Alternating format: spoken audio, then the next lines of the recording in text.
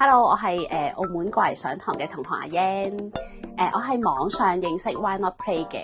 咁後來咧，亦都 Candice 亦都慢慢解答我，即係喺呢個遊戲治療註冊啊、上堂嘅一啲資訊啦，咁以至令我有信心開始呢個2年嘅遊戲治療嘅課程。所有其實嘅治療都真係可以好 practical 咁用到喺 clinical 上面啦，甚至落到去真係 clinical 嘅時候咧，其實咧都係帶俾一個即係好開心嘅氣氛。training 入邊俾咗好多新嘅方向同埋新嘅 idea， 我去點樣去再喺 play therapy 入邊做得好啲啦，同埋可以幫到我啲。其實每一位導師我都需要致謝嘅，因為佢哋好細心啦，好認真咁教導我哋啦。基本上個個我都覺得係好好嘅，但係我最有深入了解多啲嘅，我覺得係 Candice 咯，因為佢我好中意佢嗰啲 ideas 啦，咁同埋佢嘅解釋又好風趣啦。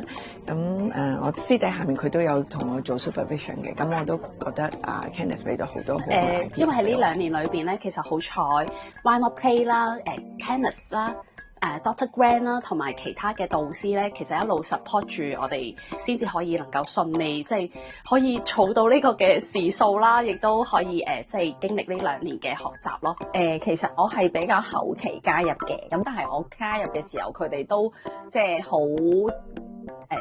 令到我覺得唔陌生啊！即係好多嘢我哋都會有講有笑話，會互相幫忙啊！咁我覺得係即係令到我壓力都冇咁大嘅。揾翻小朋友嘅開心啦，之餘咧其實做治療師都好開心嘅。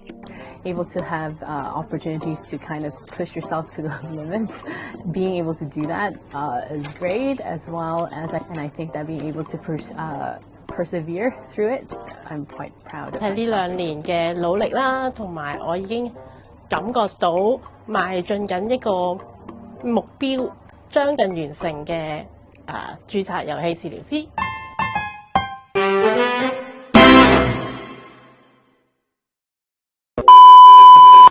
Come join.